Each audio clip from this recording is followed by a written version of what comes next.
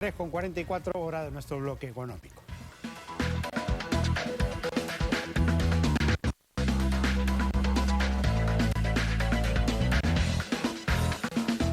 Atención a los chicos, a los jóvenes que están o quieren realizar prácticas preprofesionales o prácticas profesionales, porque tanto el Ejecutivo, tanto desde el gobierno como en el Congreso, se están preparando iniciativas legislativas, iniciativas de ley, para cambiar algunas condiciones en busca de la mejoría de cómo se contrata a esta categoría de personal. Para hablar de este tema, hemos invitado hoy a César Puntreano, profesor de SANI, experto en temas laborales. César, ¿cómo estás?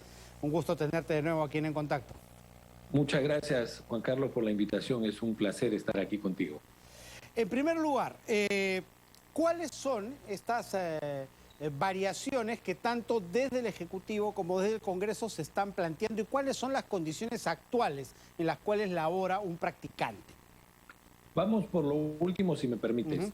Y para hacer un poco de historia, para entender bien. En el año 2005 se emite una ley que regula las modalidades formativas y esta ley mejora sustancialmente las condiciones de los practicantes. Pues en primer lugar, a los practicantes preprofesionales, es decir, a los chicos que todavía están estudiando, les reconoce una jornada formativa máxima de 30 horas a la semana. En segundo lugar, por cada 6 meses de práctica, les reconoce el derecho a recibir media subvención. Es decir, de lo que ellos ganan, la mitad. En tercer lugar, les reconoce también el derecho a recibir por cada año de práctica 15 días de descanso subvencionado. Adicionalmente, les reconoce un seguro por accidentes con un tope de 14 subvenciones y otras cuestiones adicionales. Esto de aquí, Juan Carlos, es lo que se pretende modificar, es lo que está preparando. Bueno, en 2005 se cambió la historia, porque nosotros que más o menos tenemos la misma edad, recordamos cuando practicabas era prácticamente un favor el que te hacían, no te pagaban nada, ¿no? Prácticamente. Era para que aprendas, si quieres también. Así es. Y claro, uno cuando era practicante prácticamente vivía ahí en el estudio, en la empresa, sí, ¿no? Buscando aprender. Y ese tema del aprendizaje es algo muy importante, Juan Carlos, que tú acabas de decir.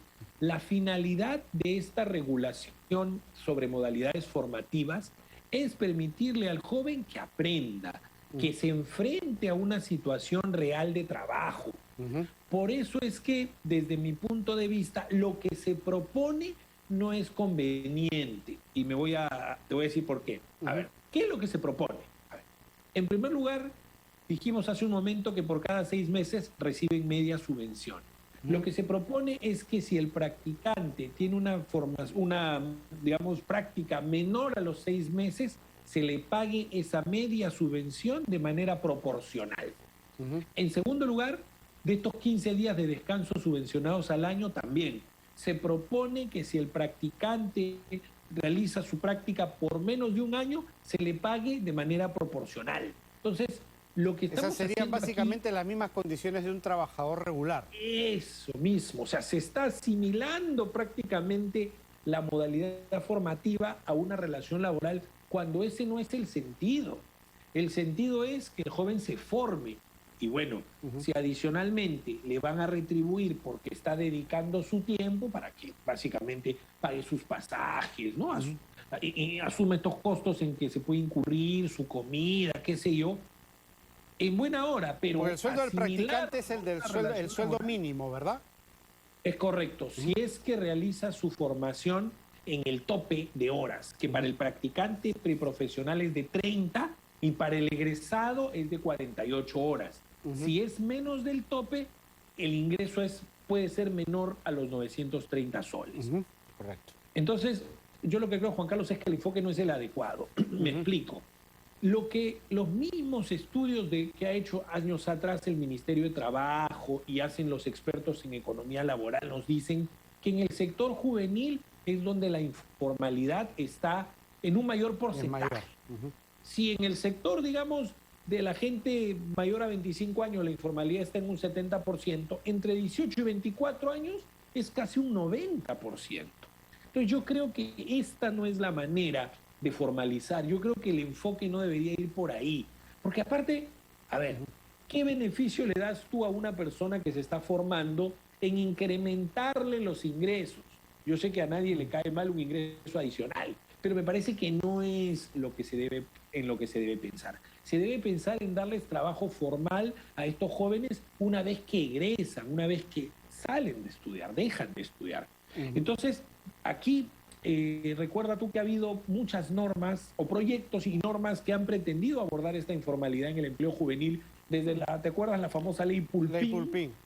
Del 2004, que duró muy poco. Que para muchos no era mala, ¿no? Pero creo que el reclamo popular hizo que finalmente se retrocediera, ¿no?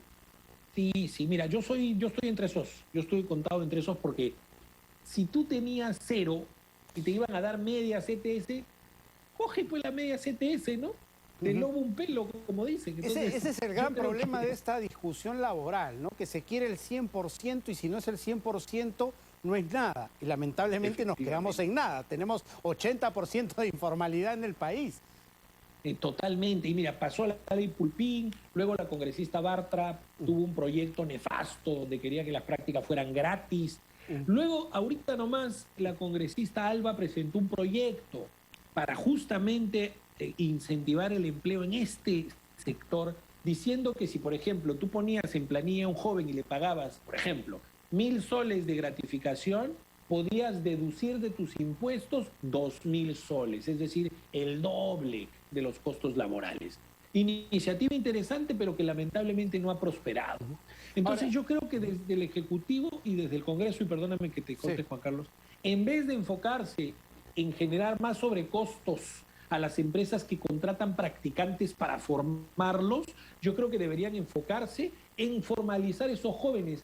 Por ejemplo, articular la oferta educativa con la demanda de puestos de trabajo, que ese es otro problema también que tenemos estructural en nuestro sistema educativo. Te escucho.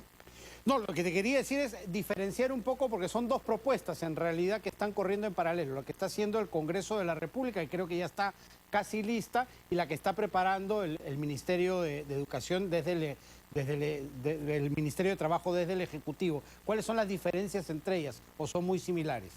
Son muy similares en realidad. O sea, yo creo que, nuevamente, yo creo que el enfoque de las modalidades formativas no debería pasar por un encarecimiento de costos, porque al final del día, quieras o no, también desincentivas a las empresas a formar a los chicos, porque cuando los jóvenes entran a practicar, definitivamente no se le puede dar la misma responsabilidad que tiene un trabajador.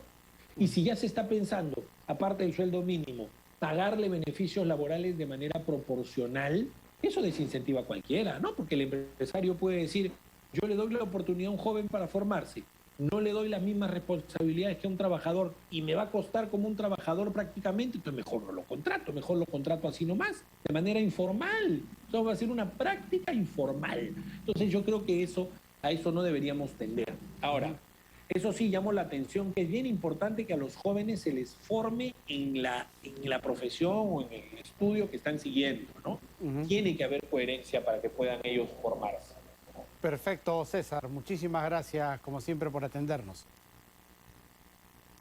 Muchas gracias, Juan Carlos. Muy buenas tardes. César Puntriano, profesor de SAN, ha estado con nosotros. Cerramos así nuestro bloque económico.